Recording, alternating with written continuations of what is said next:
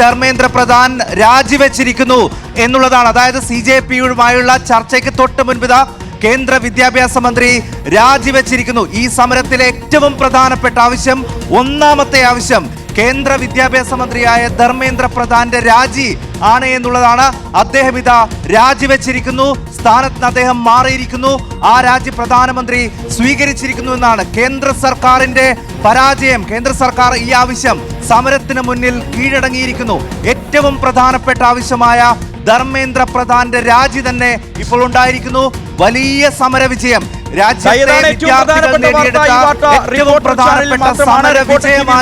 ആദ്യമായി വാർത്താ പ്രേക്ഷകരിലേക്ക് എത്തിക്കുന്ന റിപ്പോർട്ട് ടിവിയാണ്. അപ്പോൾ സമരത്തിന്റെ ഒരു വലിയ വിജയം, അതായത് 3:30 മണിക്ക് ചർച്ച നിശ്ചയിക്കുന്നു. അതുവരെ പോലും പിടിച്ചു നിൽക്കാൻ കഴിയില്ല ഈ വിദ്യാർത്ഥി പ്രക്ഷോഭത്തിന് മുന്നിൽ, വിദ്യാർത്ഥികളുടെ ശക്തിക്ക് മുന്നിൽ നിന്ന് കേന്ദ്രം തിരിച്ചറിയുന്നു.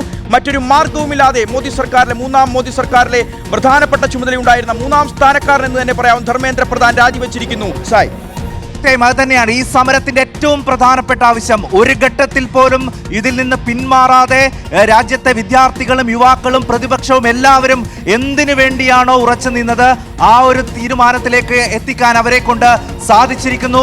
കേന്ദ്ര വിദ്യാഭ്യാസ മന്ത്രിയായി ധർമ്മേന്ദ്ര പ്രധാൻ രാജിവെച്ചിരിക്കുകയാണ്. അദ്ദേഹത്തിന്റെ രാജി കേന്ദ്ര സർക്കാർ സ്വീകരിച്ചിരിക്കുന്നു. അല്പം മുമ്പ് രാഹുൽ ഗാന്ധി പറഞ്ഞതാണ്, അദ്ദേഹത്തെ ഏതെങ്കിലും തരത്തിൽ വകുപ്പ് മാറ്റി മുഖം രക്ഷിക്കാനുള്ള നടപടി ഉണ്ടായാൽ അതും അംഗീകരിക്കില്ല. അദ്ദേഹത്തിന്റെ രാജി, അദ്ദേഹത്തിനാണ് വീഴ്ചകൾ സംഭവിച്ചത്, അദ്ദേഹമാണ് പ്രധാനപ്പെട്ട കുറ്റക്കാരൻ. അതുകൊണ്ട് എന്ത് തന്നെ സംഭവിച്ചാലും അദ്ദേഹത്തിന്റെ രാജി കൂടിയേ തീരൂ എന്ന് അല്പം മുൻപ് രാഹുൽ ഗാന്ധി പറഞ്ഞതാണ്. ഇപ്പോൾ കേന്ദ്രം ആ സമ്മർദ്ദത്തിന് വഴങ്ങിയിരിക്കുന്നു.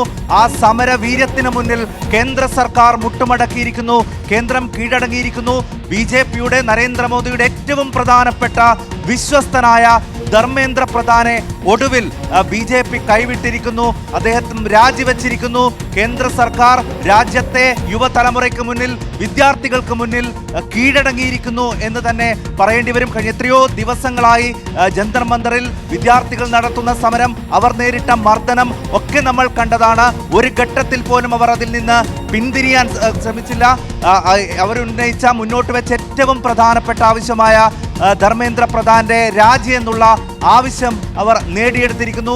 ആ സമര വിജയം അവർ നേടിയിരിക്കുകയാണ്. ഇപ്പോൾ അദ്ദേഹത്തിന്റെ രാജിക്കത്തടക്കം പുറത്തു വരുന്നുണ്ട്. വിശദമായിട്ടുള്ള ഒരു രാജിക്കത്ത് അദ്ദേഹം ഇപ്പോൾ പുറത്തു വന്നിട്ടുണ്ട്. പ്രധാനമന്ത്രി തന്നെ അദ്ദേഹത്തിന്റെ രാജി സ്വീകരിച്ചിരിക്കുന്നു എന്ന ഒരു വിവരമാണ് ഏറ്റവും പ്രധാനപ്പെട്ട, ഈ നിമിഷത്തിൽ ഏറ്റവും പ്രധാനപ്പെട്ട വാർത്ത.